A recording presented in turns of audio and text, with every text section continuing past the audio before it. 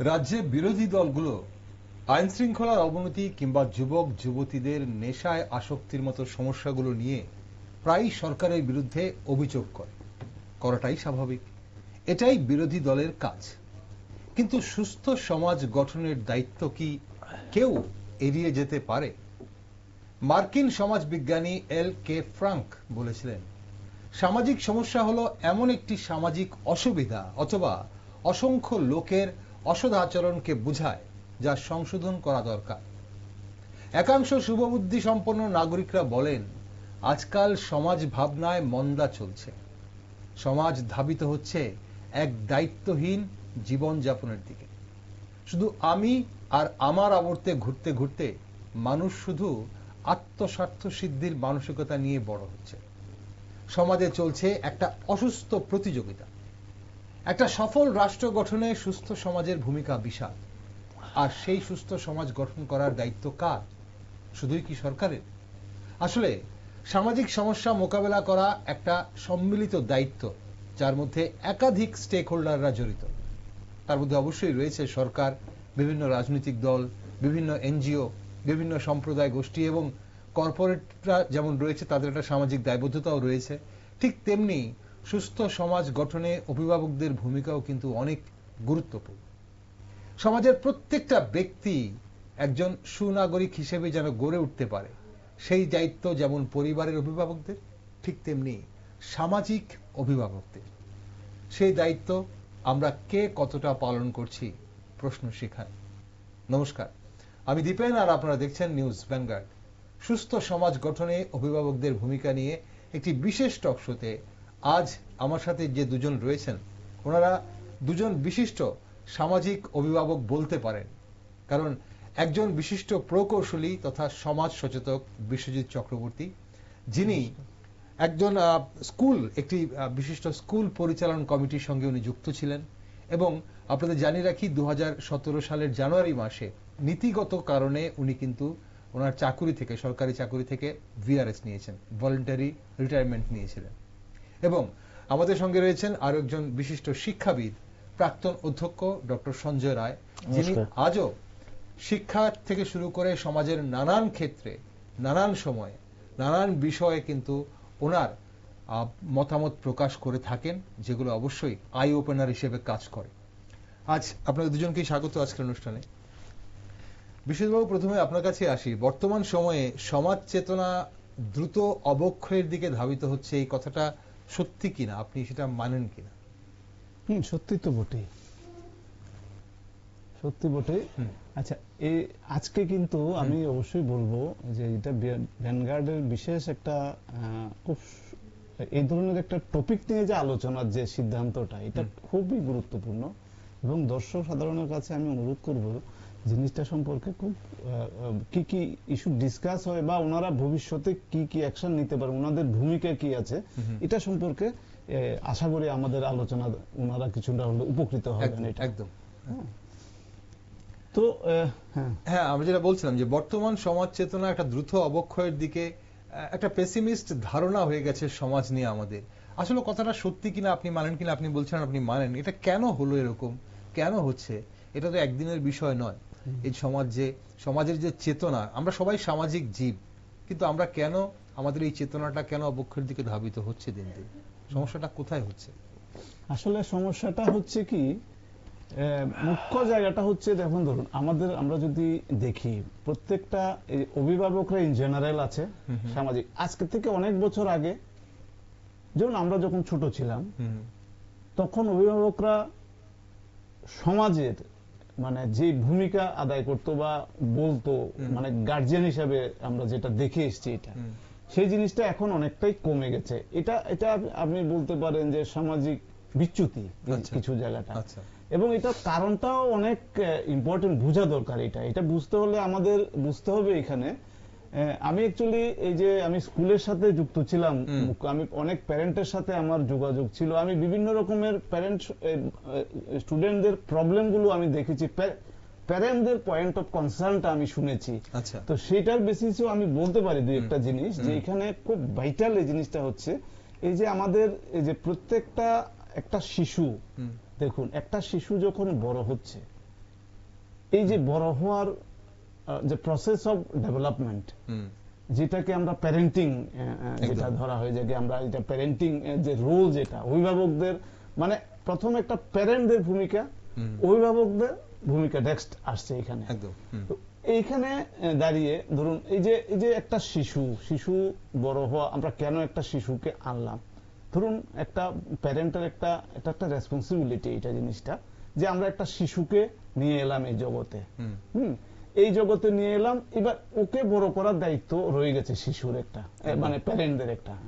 তো ওই জায়গাতে কি হচ্ছে, আমরা কি চাই প্যারেন্টরা আমাদের শিশুকে বড় হতে, এই জায়গাটাতেই প্রবলেম হয়ে যাচ্ছে এখানে। ওকে, সেই জায়গাটাতেই প্রবলেম হয়ে যাচ্ছে, মানে প্যারেন্টরা কি চায়, অভিভাবকরা কি চায়, শিশুটা কিভাবে বড় হোক, ওর প্রায়োরিটি কি, আমরা শিশুটাকে কোথায় দেখতে চাই। ধরুন দেখুন, একটা হচ্ছে কি, যত দিন যাচ্ছে না, এটা ইভলিউশন প্রসেসের মাধ্যমে আগে যেটা ছিল প্রত্যেকটা চেঞ্জ হতে থাকছে, কিন্তু এখন বর্তমান সময়ে দাঁড়িয়ে বরং আরো কিছুদিন আগে থেকে এখন যারা আমরা যেটা দেখতে পাচ্ছি সমাজের এখন পজিশনটা, ইয়ং জেনারেশন থেকে শুরু করে, ওই জায়গাটা আমরা যদি আমাদের প্যারেন্টের, ওরা যখন শিশু ছিল, প্যারেন্টরা যখন শিশু ছিল, তখন সামাজিক অবস্থার এখনো সামাজিক অবস্থার ভিতরে অনেকটা পরিবর্তন হয়েছে, পার্থক্য হয়েছে, এটা হচ্ছে মূল। এবং তখন প্যারেন্টরা অনেক সময় দেখা গেছে যে পাড়ার গার্জিয়ান আছে, মানে সবাই একটা নির্দিষ্ট সিস্টেমের ডিসিপ্লিন হতে কিন্তু চলাফেরা করত। এখন সেই সামাজিক যে অভিভাবকদের, পাড়ার অভিভাবকদের যে বলা যে এটা ছিল যে একটা গার্জিয়ান সুলভ ডিসিপ্লিন সবকিছু মিলে, এই জিনিসটা কিন্তু এখন খুব একটা দেখা যায় না কিন্তু এটা। তাহলে প্যারেন্টের উপরে দায়িত্বটা আরো বেড়ে গেল। তাহলে আমার ছেলে মেয়েকে আমি কি হতে যাচ্ছে এটা দেখার দায়িত্ব আমার দায়িত্ব হয়ে গেল অনেকটা।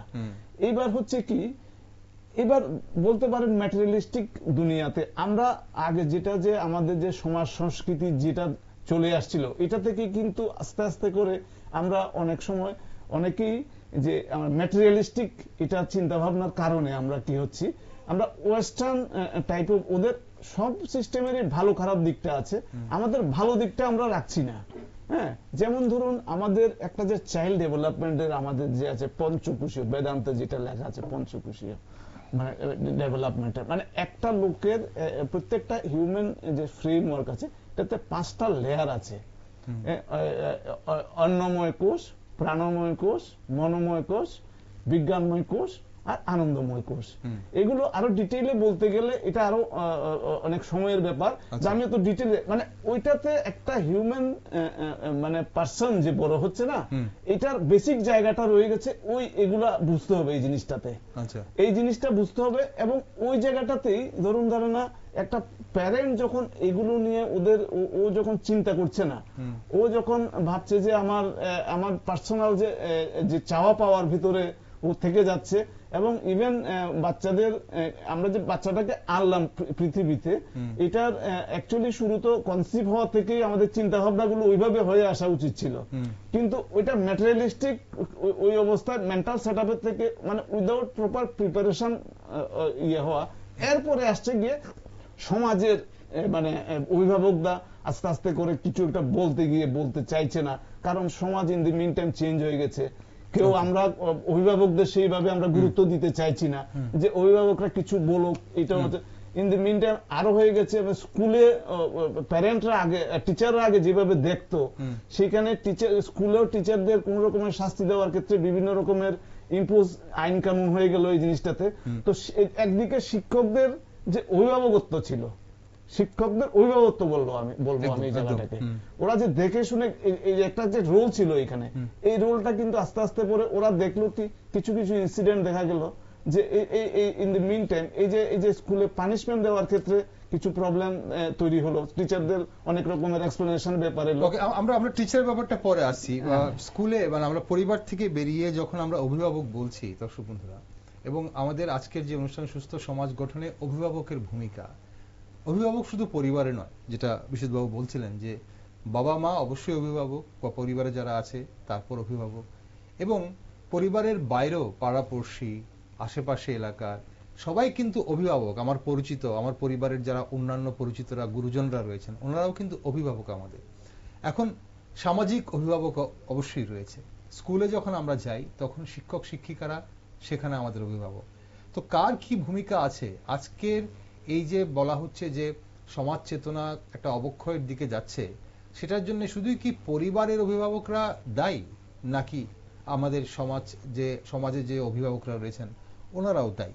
ওকে, আসবো আপনার কাছে বিশ্বজিৎবাবু। আবার সঞ্জয় স্যার রয়েছেন আমাদের সঙ্গে। স্যার, আপনার কি মনে হয় এই জায়গাটাতে সমাজ চেতনার ব্যাপারটা, অবক্ষয়ের ব্যাপারটা, আর এটা যদি এমনটা যদি হয়েই থাকে, আপনি যদি মানেন যেটা হচ্ছে, তাহলে কোথা থেকে সমস্যা, কোথা থেকে হচ্ছে? নমস্কার, ভ্যানগার্ড চ্যানেলকে ধন্যবাদ জানাচ্ছি আসলে এমন একটা টপিক নিয়ে আজকে কথা বলার সুযোগ করে দেওয়ার জন্য। তো আমি অবশ্য মানে সম্পূর্ণভাবে সমাজে অবক্ষয় হচ্ছে আমি সে কথা মানতে আমি নারাজ। একদম একাংশ, ঠিক আছে। এটা দেখুন, এটা আপস এন্ড ডাউনস আছে, ঠিক আছে। এখন তার মধ্যে ক্ষেত্রটা লক্ষ্য করতে হবে যে কোথায় কিভাবে হচ্ছে। এখন যদি পারিবারিক মূল্যবোধ, সামাজিক মূল্যবোধ, রাজনৈতিক মূল্যবোধ সবগুলোকে একসঙ্গে মিলিয়ে দেখতে হবে এবং তার সঙ্গে এনে দেখতে হবে, আমি যেটা ব্যক্তিগতভাবে মনে করি সেটা হলো যে আর্থসামাজিক কাঠামো, এটা কিন্তু একটা বড় ফ্যাক্টর। আচ্ছা, কারণ কি দেখুন, আগে কিছুক্ষণ আগে কথা হচ্ছিল, তখন বলছিলাম যে এখন যদি আমাদের সোশ্যাল স্ট্রাকচারটা লক্ষ্য করে দেখুন, আগে আমাদের ছিল জয়েন্ট ফ্যামিলি কাঠামো, একান্নবর্তী পরিবার। এখন আমাদের চলে এসেছে আমাদের ইউনিটারি, মানে নিউক্লিয়ার ফ্যামিলি। তো এখন যে শিশুর কথা যে বললেন উনি এলো, তো আগে বেসিক্যালি শিশুরা শিখে কোত্থেকে? তো আমি আমার পিতা বা আমাদের গুরুদেব বা যাদের কাছ থেকে শিখেছি সেটা হলো কি দৃষ্টান্তমূলক শেখা। আচ্ছা, ঠিক আছে। এখন দেখুন, পরিবারের মধ্যে বাবা মা যেহেতু এবং বেঁচে থাকার জন্য আমাদেরকে অনেক বেশি স্ট্রাগল করতে হচ্ছে, কারণ এখানে যে আপনি অর্থনৈতিক যে একটা পরিবর্তন এসেছে পৃথিবীতে, আপনি লক্ষ্য করে দেখবেন আগে গ্রাম ভিত্তিক ছিল, এখন মোটামুটি আরবানাইজড অবস্থা হয়ে গেছে, শহর ভিত্তিক হয়েছে। আগে মানুষকে দুবেলা অন্ন মানে আহারের জন্য যে পরিমাণে পরিশ্রম বা যে সময় নষ্ট যে সময় দিতে হতো, এখন তার চেয়ে অনেক বেশি সময় দিতে হয়। আপনাকে লাইভলিহুডের জন্য অনেক দেখতে হয়। আমরা বলি যে কৃষি ব্যবস্থার কথা বলি, কিন্তু কৃষি ব্যবস্থা অন্তত মানে আমি ব্যক্তিগত মনে করি অন্তত এই গ্রামীণ যে অর্থকাঠামো আমাদের আছে অবস্থায়, সেখানে কৃষিতে মোটামুটি ভাবে আগে মানুষের জীবনযাত্রা অনেকটাই সোজা ছিল।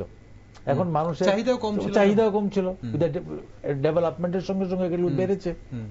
তখন এই শহরে যখন নাকি এলো কোনো ফ্যামিলি, কোনো ছেলে মেয়ে শহরে ইউনিটারি ফ্যামিলিতে, জয়েন্ট ফ্যামিলিতে থাকলে মা বাবা বেরিয়ে গেল, বাচ্চাটাকে দেখবার সুযোগ ছিল, একদম অন্য অভিভাবক ছিল দেখতো। কিন্তু এখন তো দেখবার কেউ নেই। This is also another reason. তো এখন এটা একটা বড় কারণ আমি পার্সোনালি মনে করি। এবং এই যে অর্থনৈতিক যে ব্যবস্থার যে পরিবর্তন হচ্ছে না, এবং আপনি লক্ষ্য করে দেখবেন যে উনি বলছিলেন যে আমাদের মধ্যে আত্মকেন্দ্রিকতা বেড়ে যাচ্ছে। আত্মকেন্দ্রিকতা বাড়ছে কারণ কি? Everybody is basically fighting for their own survival. নিজস্ব বাঁচবার জন্য তার একটা স্ট্রাগল চলছে তার, ঠিক আছে।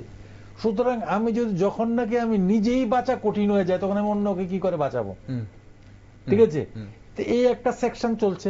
আবার আপনি যদি এখন যে সমাজ ব্যবস্থা, আমি কেন বলছি পার্সোনালি একমত, আপনি দেখবেন মানুষের মধ্যে অনেক অনেক উন্নত চেতনাও কিন্তু এসেছে।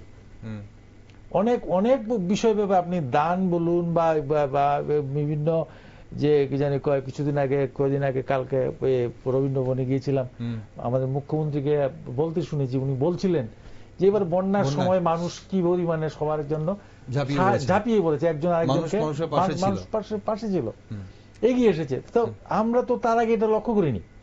তো বেসিক্যালি সমাজ যদি অবক্ষয় হয়ে যেত তাহলে আসতো না, ঠিক আছে। সুতরাং দিস আর সাম। এবং আপনি ব্লাড ডোনেশন লক্ষ্য করে দেখুন, মানুষ প্রচুর লোক রক্ত দিচ্ছে, তো মানুষ তো আর অনেক কিছু দান করছে, ঠিক আছে।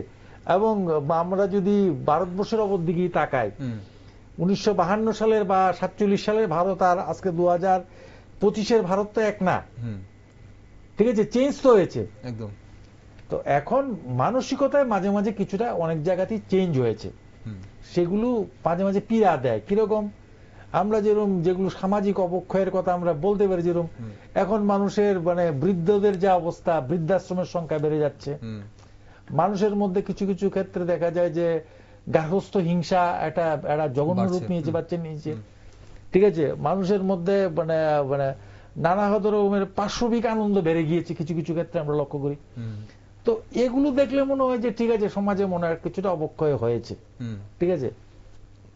কিন্তু এখানে স্যার এই যে আত্মকেন্দ্রিকতার ব্যাপারটা, সমাজে আত্মকেন্দ্রিকতা, সেটা যে কোনো কারণেই হোক, আমরা যেভাবেই আত্মকেন্দ্রিকতাকে এস্টাবলিশ করি না কেন, সেটা ব্যস্ততার জন্য হোক, জীবনে স্ট্রাগল করে বেঁচে থাকার জন্য, এই আত্মকেন্দ্রিকতাই কি আমাদের একটা মানে সমাজচ্যুত করার একটা মূল কারণ নয় কি? মানে আত্মকেন্দ্রিক হওয়াটাই মানে, আমি সমাজের কথা তো পাশের বাড়িতে হিংসা না না, শুনুন, এটার পিছনে, আত্মকেন্দ্রিকতার পিছনে দেখুন, বেসিক্যালি ওই যে আমি যেটা বলছিলাম যে আমি যদি ইউনিটারি ফ্যামিলিতে থাকি, 51 পরিবারে যদি আমি না থাকি, আমি যখন নাকি একাই খাবো, যখন আমি একাই সবটা ভোগ করব, তখন আমার মধ্যে সেই শেয়ারিং মেন্টালিটিটা আসছে না, ঠিক আছে, ডেভেলপ হচ্ছে না।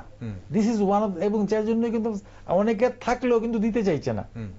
He could spare it, but he is not in a position, he is not in a mind to share it.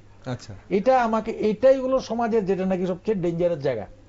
আপনার নেই, দিলেন না, ঠিক আছে, দেবো করতে, কিন্তু but you are having, but you are not, সামর্থ্য আছে কিন্তু আমি ইচ্ছি না। কারণ কিন্তু ধরুন না, আমি আপনার ফর এক্সাম্পল, আমরা অনেক সময় বলছি যে দেখবেন রাস্তায় দুর্ঘটনা ঘটলো, বা কোন একটা লোক বিপদগ্রস্ত হয়ে আপনার কাছে সাহায্য চাইলো, বা তখন আপনি যাচ্ছেন রাতে 9টার সময়, 9:30 সময় যদি মানে কারোর বাড়িতে যদি রোগী মানে স্ট্রোক করে, বা যদি কেউ যদি শ্মশানে যেতে হয়, অধিকাংশ ফ্যামিলিতে ঠান্ডা দিনে বলবে যেও না তুমি, এসে তোমার চান করতে হবে।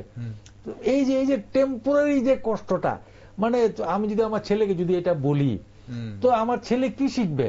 তো বড় যখন নাকি আমি যখন নাকি বৃদ্ধ হব, আমি যদি রাত্রে 10টার সময় অসুস্থ হয়ে যায়, তখন আমার ছেলের মধ্যে এই জিনিসটা ডেভেলপ করতে পারে যে ঠিক আছে কালকে সকালবেলা নিয়ে যাব। এই যে জিনিসটা, এই যে লেসন গুলো, ঠিক আছে, এগুলোর জন্য আসলে এই ফ্যামিলি থেকে এবং সমাজ থেকে একটা দৃষ্টান্তমূলক কিছু জিনিস আমাদেরকে শিখতে হবে, এবং সমাজে এই জিনিসটারই কিছুটা অভাব হচ্ছে বলে আমি ব্যক্তিগতভাবে মনে করছি। বড় হচ্ছে, ঠিক। আসবো আপনার কাছে স্যার।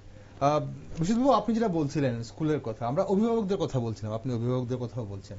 কোন জায়গায় কি মনে হয় যে পরিবারের অভিভাবক বলুন, মানে বাবা মা ছাড়া, যেটা স্যার বলছেন যে নিউক্লিয়ার ফ্যামিলিতে বাবা মা ছাড়া আমাদের সেকেন্ড লাইন অফ রিলেশন, এবার বা পাশের বাড়ি বা এলাকার এই যে অভিভাবকরা, তাদের গুরুত্ব কমে গেছে আমাদের জীবনে। আমরা তাদেরকে আমি বলতে চেষ্টা করেছি, ব্যাপারটা হচ্ছে কি, আমরা অভিভাবকদের যে রোলটাকে, এটা রেস্ট্রিক্টেড হয়ে গেছে বিভিন্ন কারণে।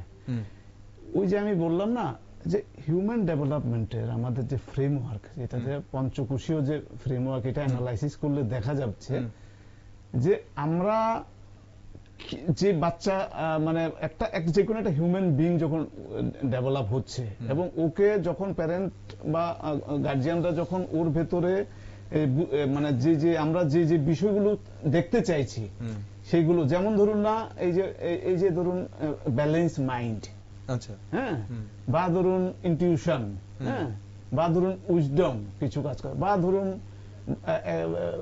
Expansion of consciousness. আমরা এই যে এক্সপানশন, আমরা সঠিক একটা ধারণা নিয়ে আমরা পৃথিবীতে আমাদের বাচ্চাকে দিতে পারছি না। ওইখানে আমাদের এটা বাণিজ্যিকতার প্রভাবে কি হয়েছে, এটা একদম মানে আমরা বাচ্চাদের জন্য সময় নেই, আমাদের ফোকাস, প্রায়োরিটি চেঞ্জ হয়ে, আমি আরেকটু যদি খুলে বলি জায়গাটাতে, মানে ওইটা হচ্ছে আমাদের প্রায়োরিটি চেঞ্জ হয়ে গেছে। আমাদের প্রায়োরিটি কেন? যেমন ধরুন না, আমাদের অ্যাকচুয়ালি একটা কথা আছে, there is enough in this universe to meet everyone's need, but not the greed. এখন আপনি একটা মানে একদম অনেস্টলি আপনি চিন্তা করলে দেখবেন যে আমাদের সবাই ক্রাই, এই ডিএ হচ্ছে না, এটা না সেটা না, ক্রাই হচ্ছে। ক্রাই কেন? আমাদের রিকোয়ারমেন্টটা আমরা বাড়িয়ে ফেলছি অনেক বেশি, ঠিক যতটুকু পাচ্ছি আরো বেশি চাই, অনেক বেশি বাড়িয়ে ফেলছি, মানে কি এটা ম্যাটেরিয়ালিস্টিক দিকে চলে যাচ্ছে। তো ওইটা জিনিসটা হচ্ছে কি, যত আমরা ম্যাটেরিয়ালিস্টিকের দিকে চলে যাচ্ছি তত আমরা বেসিক জিনিসটা, এই যে পঞ্চকোষীয়র ভিতরে যে একটা হিউম্যান ডেভেলপমেন্টের যে জিনিসটা ছিল, এটা ওই জায়গা যেটা সনাতনী ডেভেলপমেন্ট, সনাতনী পদ্ধতিতে বৈদান্তিক ওয়েতে আপনার যে অ্যানালাইসিস যেটা বলতে পারেন, যে একটা ডেভেলপ করা, ওই জায়গা থেকে আমরা সরে আসছি। এটা এই সরে আসাতেই আমরা কি করছি, আমরা এমন কিছু, আমরা ধরুন না নিজেদের যে দায়িত্বটা এটা তো পালন করছি না, আমরা অন্যকে, আমার বাচ্চার ডেভেলপমেন্টের জন্য অন্যকে দোষ দেওয়ার চেষ্টা করছি, যে অমুক দোষী, অমুক দোষী, কাউকে সরকার দোষী। এবং এই জিনিসগুলোই আমরা সবসময় প্যারেন্টরা করে আসছে, এবং বাচ্চারা কি করছে এটাও কিন্তু এটা দেখছে, কিন্তু এই জিনিসটা যে প্যারেন্টরা আমাকে কি আমার প্যারেন্টদের আমি কি দেখছি, বাচ্চারা বুঝতে পারছেন তো। তো ওই জায়গাতে এটা যতক্ষণ না এই ইস্যুটা এই জায়গাটাতে ফোকাস করা হচ্ছে, ততক্ষণ পর্যন্ত ওই যে আমাদের মানে বাচ্চা যে আমরা কি চাই এক্স্যাক্টলি, ওই প্রায়োরিটিটা চেঞ্জ হয়ে গেলে পরে মুশকিল আছে এটা। এবং এটা আমাদের সামাজিক ইরোশনের দিকে নিয়ে যাচ্ছে। আমি কিছু লোক আছে এখনো, এই সংখ্যাটা ব্যতিক্রমী পর্যায়ে চলে যাচ্ছে, কারণ এটা পার্সেন্টেজটা খুবই কম। এবং এটা আমি একটা সিম্পল উদাহরণ দিচ্ছি, যে আপনি দেখুন না, এই যে নীতি, আদর্শ, হ্যাঁ, ভ্যালু, এগুলো কিন্তু নেই, কিন্তু অনেকটা কমে গেছে কিন্তু। কারণ হচ্ছে কি, এবং এখানে সরকারেরও বড় ভূমিকা আছে। যারাই যখন সরকারও নিজেদের যে ওদের যে প্রায়োরিটিটা, যেটা ওরা কি চায় সরকারে বসে, ওই জায়গাটাতে ভ্যালু যে ওয়ালা লোকদের বেশি এটা চাইছে না, ওরা না চাইয়ে ওরা এমন লোককে বেশি এটা প্রেফার করছে। অনেক সময় দেখা যাচ্ছে যে আমার হয়ে কাজটা করে দিচ্ছে, এটা লয়ালটি চাইছে। হ্যাঁ, এই জায়গাটাতে মুশকিল হয়ে যাচ্ছে। এটা রাতারাতি ঠিক হবে না, কিন্তু এই জায়গাটাতে ধীরে ধীরে কাজ করা, এবং এটা স্কুল লেভেল থেকে এটা কাজ করার দরকার আছে। আর একটা ইম্পর্টেন্ট, আপনি এটা দেখবেন যে প্রত্যেকটা, দেখুন, যে কোনো একটা লোকেরই ডুয়ালিটি রয়ে যাচ্ছে। মানে যেমন ধরুন, সামনে যখন গভর্নমেন্ট আছে, সামনে একরকম করছে দ্বিচারিতা, গভর্নমেন্ট চেঞ্জ হয়েছে, আজকে দলে আসলো, কালকে দলে যা, এগুলো কিন্তু সবাই ফলো করছে। কিন্তু বাচ্চারা, একটা ছোট বাচ্চা থেকে শুরু করে সবাই কিন্তু ফলো করছে জিনিসগুলো।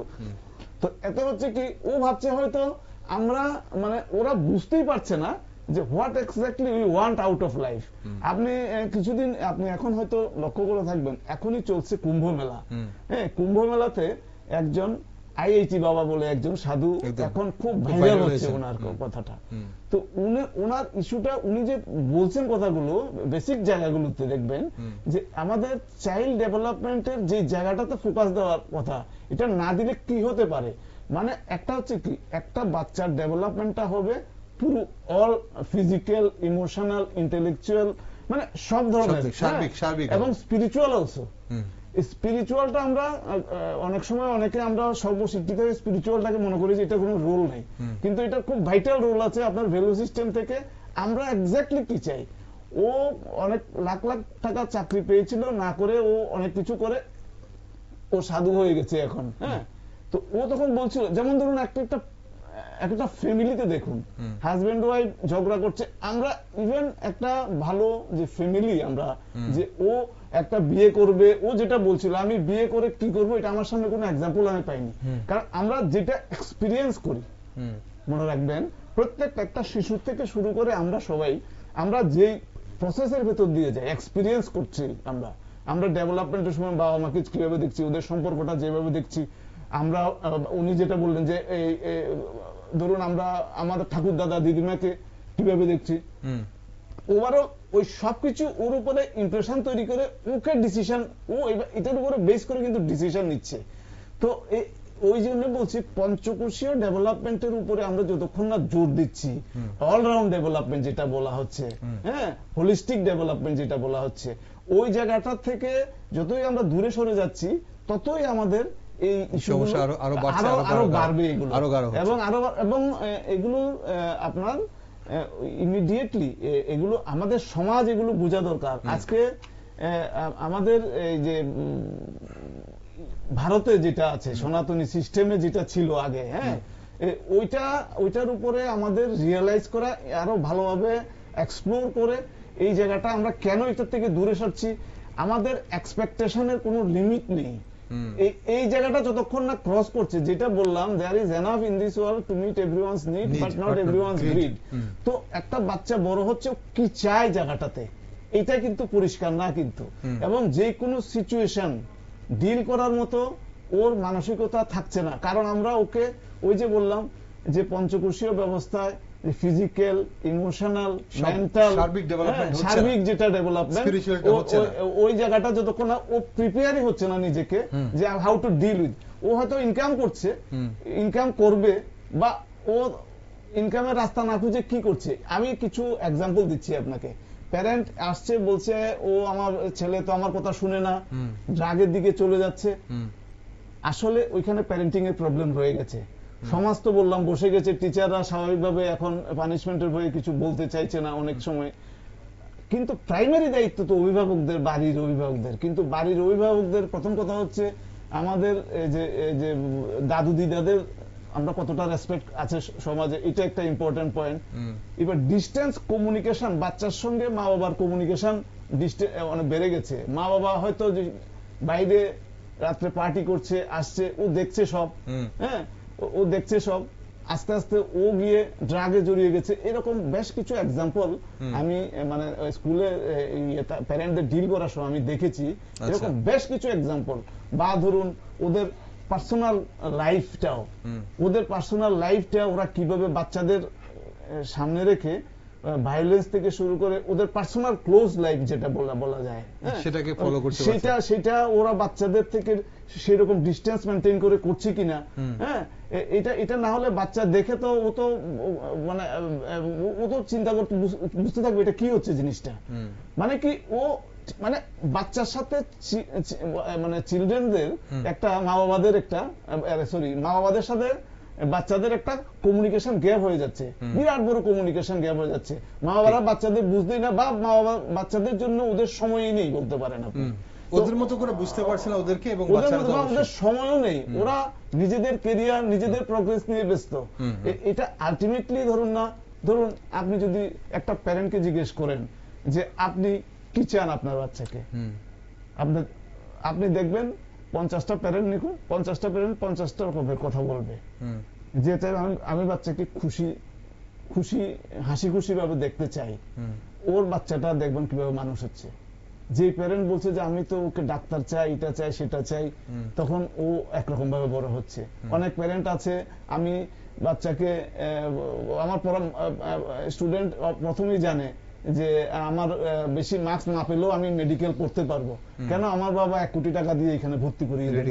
তো মানে এই যে এগুলো সবকিছুর ইম্প্যাক্ট, এবং একটা ইম্প্যাক্ট, এই একটা ইম্প্যাক্ট আরো 10টা ছেলের উপরে ইম্প্যাক্ট করছে, যে ও তো একদমই ছেলে, তো ও কিভাবে ওইখানে গিয়ে পড়ছে, ও তো ইনফেরিয়র কোয়ালিটির ছেলে, ও কিভাবে ওইখানে যাচ্ছে। এখানে এই গ্যাপগুলো থেকেই যাচ্ছে, এই গ্যাপগুলো থাকছে বলে কিন্তু এই সমাজের এই যে সমাজ চেতনার যে অবক্ষয় আমরা বলছি, সেটা একাংশের মধ্যে অবশ্যই, যদিও সিংহভাগের মধ্যেই হচ্ছে বলে মনে করছেন অনেকেই।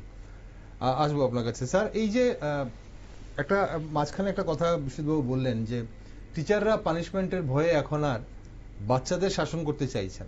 এই জায়গাটা আপনি বহুদিন বহু বছর ছাত্রছাত্রীদের নিয়ে ডিল করেছেন, এবং সেখানে কলেজের আপনি অধ্যক্ষও ছিলেন। সেই জায়গাটা আপনি কিভাবে দেখেন আপনার ছোটবেলার আর আপনি যখন অধ্যক্ষ ছিলেন? এই যে একটা ডিসব্যালেন্স হয়ে গেছে, বা এই যে নিয়ম কানুনগুলো হয়েছে, তাতে ছেলে মেয়েদের কি ক্ষতি হয়ে গেল বলে আপনার মনে হয়, বা সমাজের কি ক্ষতি হলো বলে মনে হয়? দেখুন, 1 নম্বর হলো আমি মানে ব্যক্তিগতভাবে যেটা দেখেছি, আমি মানে যখন ছাত্র ছিলাম তখন আমার বাবা মাকে কোনোদিনই দেখিনি আমার জন্য অন্তত স্কুলে যেতে। এখন যখন টিচার্স মানে গার্জিয়ানস মিটিং মিট হয়, আমার বাবা কোনোদিনই আমাদের সঙ্গে ছিল না, ঠিক আছে। আমি যখন নাকি অধ্যক্ষ হই তখন আমি মানে এই 1-2-3 বার গার্জিয়ানস মিটিং ডেকেছি, কারণ এটাও অনেকটা সিস্টেম কম্পালশন বলতে পারেন। সিস্টেম কম্পালশন মানে কি, তো দুটো কলেজকে ন্যাক করানোর সময় আমি দেখেছি যে গার্জেন মিটিং করেছেন কিনা। আচ্ছা, ঠিক আছে, but the presence was very scanty, not মানে রেকমেন্ডেবল যে অনেকে এসছে। তো এখন বেসিক্যালি ব্যাপার হলো ছাত্রদেরকে কিভাবে আপনি ডিল করছেন তার উপর। ঠিক আছে, সবাইকে তার কথাটা শুনতে হবে। আমার মনে হয় যেটা ব্যক্তিগতভাবে, আমি যেটা ব্যক্তিগতভাবে বুঝি যে দেখুন একটা লেভেলে পরে 12 একটা তো ধরুন না ওই যে বয়ঃসন্ধিকালে একটা প্রবলেম তো আছেই ছেলে মেয়েদের, এটাকে তো ওভারলুক করা যাবে না, ওই সময় তো সবাইকে দেখতেই হয়। এছাড়া যখন নাকি আমি যখন নাকি কলেজে পড়িয়েছি, আমার কাছে যখন ছাত্ররা এসছে তার সবাই যুবক, 18+ স্টুডেন্টস। ঠিক আছে, তো আমি তখন যেটা ব্যক্তিগতভাবে মনে করছি, you are to give sufficient time to the students, you must listen them. আচ্ছা, যদি if any teacher listens the students, ঠিক আছে, আপনার 50% প্রবলেম ইজ সলভড। আপনি যদি if you do not meet, if you do not talk, if you do not listen to them, আচ্ছা, তাহলে এই প্রবলেমটা হয়ে যাচ্ছে। ঠিক আছে, দূরত্ব সৃষ্টি হচ্ছে। অনেক ছাত্রের কিন্তু তার কমিউনিকেশন পাওয়ারটা নেই। ঠিক আছে, আপনাকে you must know as a teacher reading the body language. ঠিক আছে, এখন দেখুন আমি তো ছাত্রদের সঙ্গে অন্তত মানে একটা সময় দৈনিক অনেকটা সময় আমি চেষ্টা করি যে আমি ওই প্রশাসনিক চেম্বারে না থেকে, যখন শিক্ষক ছিলাম তখন তো ক্লাসেই ছিলাম একদম, আর যখন নাকি অধ্যক্ষ হয়েছি তারপরেও আমি একটা সময় একটা দিনের প্রায় ধরেন ঘন্টা 2-1 দৈনিক ছাত্রদের প্রবলেমটা শুনতাম। আচ্ছা, ঠিক আছে, কারণ স্টাইপেন্ডের প্রবলেম হয়, কেউ হয়তো পরীক্ষা দিতে গিয়ে সমস্যা হচ্ছে, কারোর হয়তো বই কিনতে পারছে না, কারোর নোটের প্রবলেম, কেউ আসতে পারেনি বা নানা রকম সমস্যা থাকে। তো আমি মানে ব্যক্তিগতভাবে আমার এটা একটা অভিজ্ঞতা যে এই সমস্ত ল অ্যান্ড অর্ডার বা ছাত্রদেরকে যে মানে এইরকম ভাবে যে গণবিদ্রোহ বা টিচারদের বিরুদ্ধে যে এবং আইনের যে ব্যাপারটা আমি কখনো উপলব্ধি করিনি। এমন না যে ছাত্রদেরকে আমি বকুনি দেইনি, ছাত্রদেরকে আমি যথেষ্ট বকুনিও দিয়েছি। ঠিক আছে, কিন্তু আমি বকুনি দিয়েছি কখন, স্টুডেন্টদেরকে সেটা বুঝতে হবে। ঠিক আছে, আপনি যদি স্টুডেন্টরা যদি বুঝতে পারে যে that person is basically is speaking for us, ঠিক আছে, everybody will stand by you. আচ্ছা, ঠিক আছে, এখন দেখুন আইন যেমন এসছে শিক্ষকদের কেন ছাত্রদেরকে শাসন নিয়ে, সেটারও তো একটা ব্যাকড্রপ আছে না। এবং তার জন্য শিক্ষকরা যদি দূরে থাকে যে আমি আইনি বেড়াজালে পড়ে যাব, সেটা ভাববার কোনো কারণ নেই। কারণ কি দেখুন শুনুন, আপনি যদি if you are a good teacher, if you teach well, আপনার প্রতি স্টুডেন্টদের একটা মানে কি বলবো একটা মানে অগাধ বিশ্বাস এবং আপনার প্রতি একটা যথেষ্ট রেসপেক্ট থাকবে বলে এটা আমি এবং গার্জেনদেরও থাকবে, এবং society will have confidence on you. এটা আমি আমার দীর্ঘ চাকরি জীবনের অভিজ্ঞতায় আমি যেটা বুঝতে পেরেছি, ওই যে শিক্ষকের হাত থেকে ব্যাট তুলে নিয়ে গেছে, ব্যাটটা তুলে নিয়েছে কার কাছ থেকে? those who are not very much sympathetic to the society, to the students. For them this rule was essential, but not for all teachers. যে টিচার নোজ টু টিচ, আপনি যদি ক্লাসে গিয়ে যদি বসে চেয়ারে যদি বসে বই দেখে যদি পড়ান, ঠিক আছে, তো স্টুডেন্ট তো এদিকে এদিকে মাথা ঘুরাবেই।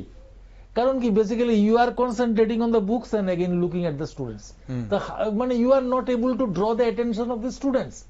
আপনাকে ছাত্রদেরকে অ্যাটেনশনটা নিতে হবে, বুঝতে হবে ডাউন দ্য লাইনে আমি I have to perform my duty. আমার যে অ্যাসাইন রোলটা age a teacher, as a principal ছিল, আমাকে সেটাকে রেন্ডার করতে হবে। এখন আমার প্রিন্সিপালের দায়িত্ব প্রশাসন চালাবার জন্য। আমি আপনাকে সুন্দর করে বলছি, I have seen different types of activities. ঠিক আছে, এজ এ প্রিন্সিপাল আমি ক্লাসও নিতাম, ঠিক আছে, আবার আমি প্রশাসনও চালাতাম। প্রশাসন চালাবার সময় আমার যেটা কাজ ছিল আমি সেটা নিজেই করতাম। I would not basically delegate on others. ঠিক আছে, আমি কাউকে বলতাম না তুমি কাজটা করে দাও। ঠিক আছে, আমি নিজেই কাজটা করে I was able to type it out.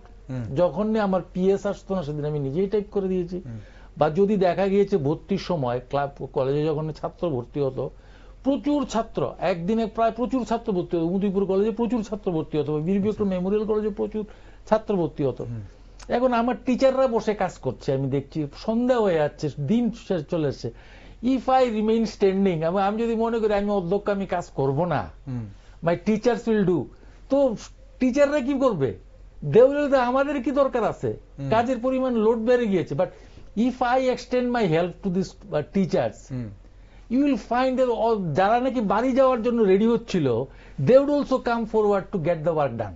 একদম সবাই মিলে করবে যখন। ঠিক আছে, সুতরাং আমি ব্যক্তিগতভাবে মনে করি যে এভরি মানে অভিভাবকের একটা অ্যাসাইন্ড একটা রোল আছে।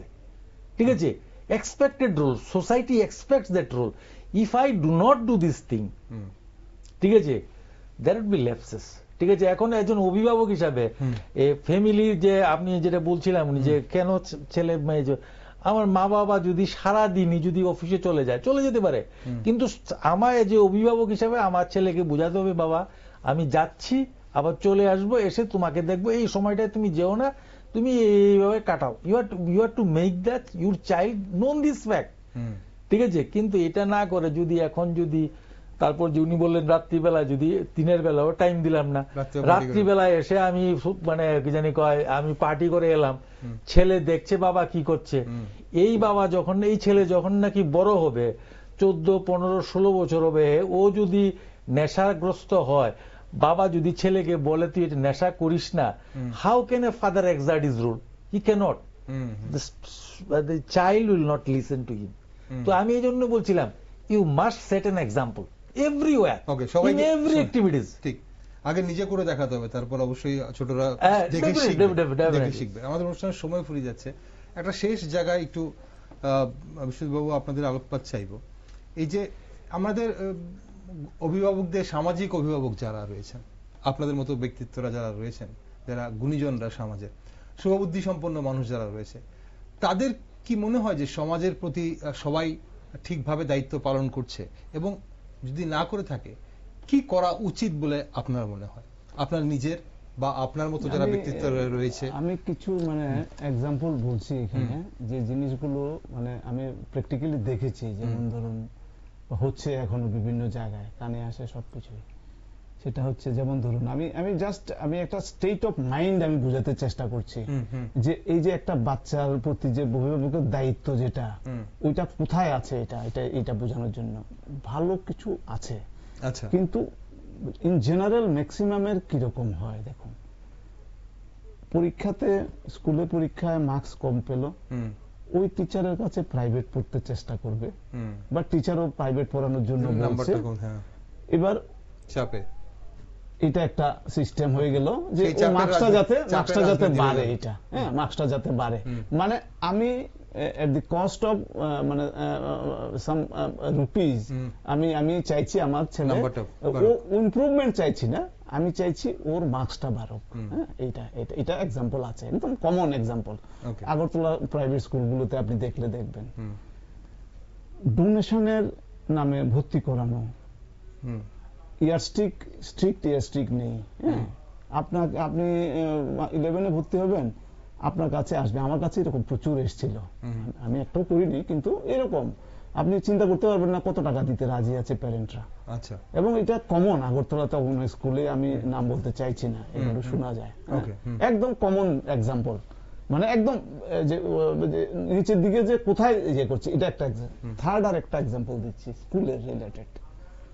স্কুল, আপনি আপনার যদি মানে পরিচিত প্যারেন্টদের সাথে যদি দেখেন বিভিন্ন আগরতলা বিভিন্ন প্রাইভেট স্কুলের ব্যাপারে, আপনি ওদের কাছ থেকে আমার কথাগুলোর সত্যতা যাচাই করতে পারবেন।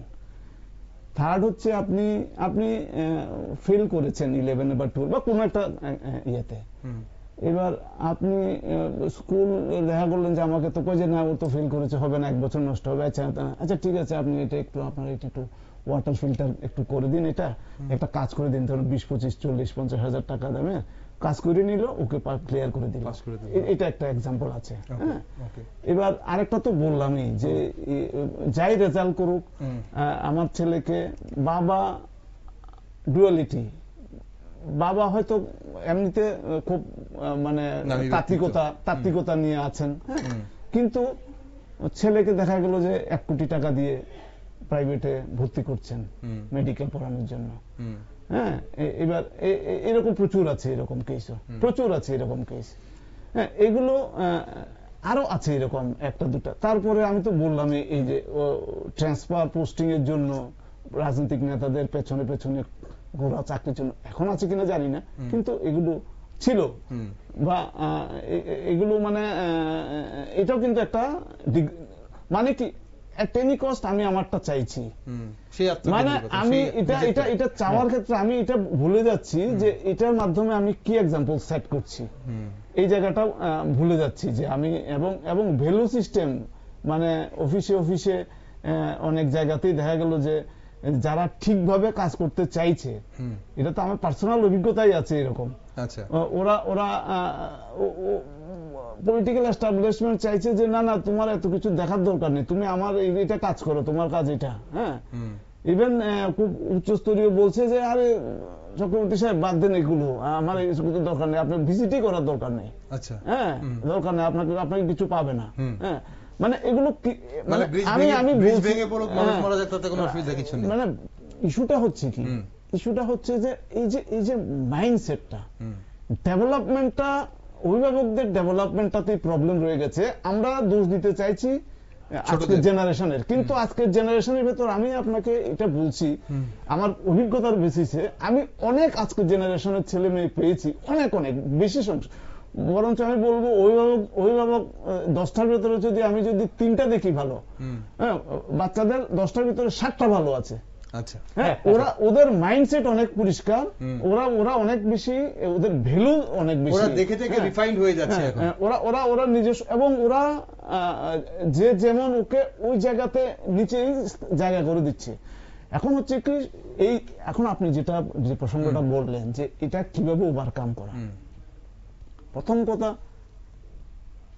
আমাদের গণতান্ত্রিক সিস্টেমে আমি বলবো এখানে ওভারকাম করার জন্য এখানে জনগণের সচেতন হওয়ার দরকার আছে এবং সরকারেরও সচেতন হওয়ার দরকার আছে। সরকার এটা বুঝার দরকার আছে যে আজকে দেখুন এই যে অর্থনৈতিক আপনার লিমিটেশনের ভেতরে আপনি সেন্সিটিভ, কতটা কর্মচারী আছে যা সেন্সিটিভ, বা কতগুলো ডিসিশন সেন্সিটিভ, আমরা ধরুন সবাই মিলে, যেমন ধরুন ত্রিপুরাতেই ধরুন না, মানে বেকার আছে, কর্মচারী আছে, কর্মচারী বেকার ওই দিনকে গতবার দিয়ে দেওয়ার পরে বেকাররা বলছে যে ওরা তো পাচ্ছে সবই, আমরা কি পাচ্ছি, মানে কি এই যে সেন্সিটিভিটিটা, যে আমাদের এখানে একটা সেকশন গুলোর জন্য আমাদের চিন্তা করা, এটা ভুলে গেছে। আমাকে নিয়ে ব্যস্ত হয়ে গেছি, আমি পাই, আমার বাড়ির ছোট ভাইকে আমরা দেব না, বড় ভাই ওরা চাকরি করে না, আমি আমারটা নিয়ে ব্যস্ত থাকি, আমার ফ্যামিলি আলাদাভাবে। তো এই যে আত্মকেন্দ্রিকতা মানে ইনফ্যাক্ট কি আমার ছেলের অবনমনের জন্য আমি দায়ী, এবং এই যে পুরো সবাই মিলেই কিন্তু সমাজটা তৈরি হয়ে যাচ্ছে, আমরা একটা একটা করে সমাজটা তৈরি হয়ে যাচ্ছে। এইভাবে আপনি দেখবেন যে মানে আলটিমেটলি জিনিসটা কি, একমাত্র জায়গা রয়েছে যে সামাজিক ক্ষেত্রে পোশাকই ভাবে না, অমুককে ডাকলাম একটা ফুলের তোড়া দিলাম, এরকম না, ডিসিশন। এবং যেমন ধরুন সবচেয়ে করাপ্ট অফিসিয়ালকে আমি চিফ ইঞ্জিনিয়ার বসালাম, কি আমি মেসেজ দিলাম, আপনি এই সামাজিক মেসেজের কথা বলছি আমি, সরকারি ভাবে মেসেজের কথা। ধরুন না আমি সেরকম ভাবে স্কুল কলেজে চালাতে গিয়েও আমি এরকম লোককে, বা অফিস চালাতে গিয়ে এরকম লোককে রাখলাম, যার মাধ্যমে আমাদের ভ্যালু সিস্টেমটাকে ঠিক করতে হবে, একটা রিফাইন করতে হবে। ঠিক, অবশ্যই অনুষ্ঠান সময় ফুরিয়ে যাচ্ছে। একই বিষয় স্যার, আপনার কি মতামত, আপনার কি মনে হয় যে এই যে সমাজের যারা অভিভাবক যারা রয়েছেন, বা আপনাদের মতো ব্যক্তিত্ব যারা রয়েছেন, শুভবুদ্ধি সম্পন্ন নাগরিক যারা রয়েছে, তাদের কি ধরনের ভূমিকা নেওয়া উচিত এই মুহূর্তে কিছু কিছু করে? দেখুন, আমি তো ব্যক্তিগতভাবে কিছুক্ষণ আগেও বলেছি যে চক্রবর্তী সাহেবও কিছুক্ষণ আগে একটা কথা ফাঁকে বলে এসেছিলেন যে 3 জন যদি উনি গার্জেনকে দেখেছেন ভালো, 7 জন দেখে, তার মানে কি সমাজ যে অবক্ষয় হলো সেরকম না, কিন্তু তার মধ্যে এটা দুটো সাইড আছে। আবার অনেক দিয়ে কিন্তু সমাজ কিন্তু সামাজিক মূল্যবোধ বাড়ছে। তো এখন এটা বেসিক্যালি শেয়ারিং মেন্টালিটি, যে ব্যাপারটা উনি যেটা বলছিলেন, আত্মকেন্দ্রিকতার যেটা, শুনে জীবনটাই এরকম। এখন আমি শেষ বয়সে এসেছি বলে সেটা বলছি না, the more you will share the more joy you will get, this is the life. This is the মূল্যবোধ আমার মনে হয় থাকা উচিত। ঠিক আছে, আলটিমেটলি এই যে joyful life, this is the unselfish love, this is the basically the world. আপনি যদি এই গন্ডি থেকে না বেরোতে পারেন, আমার একাই থেকে যাবে, একাই থেকে যাবে। ঠিক আছে, when you will come into with a group you will get more pleasure। আপনি বাড়িতে একা বসে থাকুন, আপনি কোনো আনন্দ পাবেন না। আপনার যত ভালো সুখের খবরই হোক না কেন, আপনি যদি সেটা শেয়ার না করেন আপনি আনন্দ পাবেন না। দুঃখটা যদি আপনি সবার সঙ্গে মিলে নিন তাহলে অনেকটা কমে যাবে। সুতরাং এই যে ফিলিংটা আমাদের, আমরা ওই যে বেসিক্যালি আমাদের ওই একখণ্ড যতই আমরা ওই নিউক্লিয়ার হতে চাইবো, বৃত্তের কেন্দ্রের দিকে যেতে যাবো, ততই আমাদের দুঃখ বাড়বে। আমাদের উচিত সার্কেলটাকে বাড়ানো, যত বড় সার্কেল করবো তত। হ্যাঁ, তো এখন শুভবুদ্ধি সম্পন্ন মানুষ হিসেবে আমি এটাই বলবো, দেখুন বেসিক্যালি ভয় পাওয়ার কোনো কিছুই নেই। অনেক লোকেই অনেকেই আছে ভয় পায়। ভয়টা কেন পায়? ভয় পায় মানুষ কিছু হারানোর ভয়।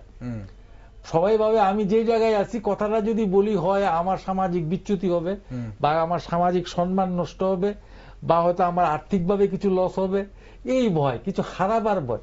হারাবার ভয় থাকলে কিছুই করতে পারবেন না, সুবুদ্ধি সম্পন্ন হোক আর আমি যাই হোক, সেটা এনিবডি সেটার জন্য শিক্ষার খুব বেশি দরকার আমাদের বলি, কিন্তু আসল যেটা শিক্ষা, এটাই হলো আসল শিক্ষা, যে basically how far I can mix with the people. মিশে যেতে হবে, মিশে গিয়ে তারপর সেটাকে সমাজ ব্যবস্থাটাকে আবার আগে জানতে হবে। একাকিত্ব থেকে সমাজ ইজ রেডি। আপনার এই যে অবক্ষয় যেটা আছে থেকে বেরোতে হবে।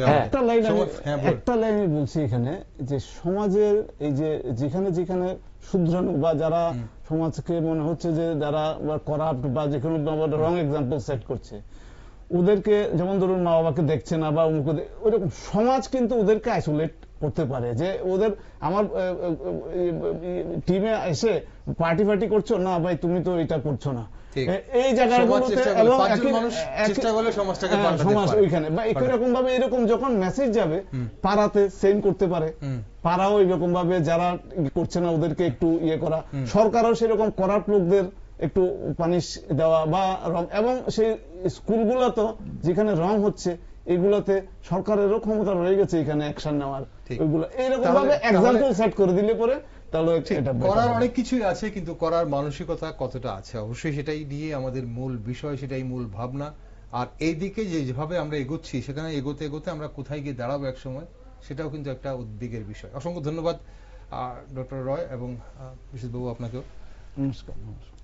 দর্শক বন্ধুরা, সামাজিক সমস্যার সমাধানের জন্য সমাজের বিভিন্ন ক্ষেত্রের মধ্যে সহযোগিতা প্রয়োজন। রাজনৈতিক ফায়দা তুলতে একে অপরের উপর দোষারোপ করলেও সমস্যার সমাধান কিন্তু হয় না। প্রত্যেক অর্থপূর্ণ সমাধান তৈরি করতে সবার সম্পদ, দক্ষতা এবং প্রভাব অবশ্যই অবদান রাখে। আর আত্মবিকাশের জন্য পারস্পরিক প্রতিযোগিতার যে প্রয়োজন তাতে সন্দেহ নেই, কিন্তু তা শুধু স্বার্থ সিদ্ধির জন্য হবে কেন? তাই সুস্থ সমাজ গঠনে পরিবার থেকে সরকার সবার গুরুত্বপূর্ণ ভূমিকা নেওয়া দরকার। সবাইকে সচেতন করার দায়িত্ব আমাদের মিডিয়ার। তাই আমরা সমাজের সব দিকেই চোখ রাখি, আর আপনারা চোখ রাখুন শুধুমাত্র নিউজ ভ্যানগার্ডে।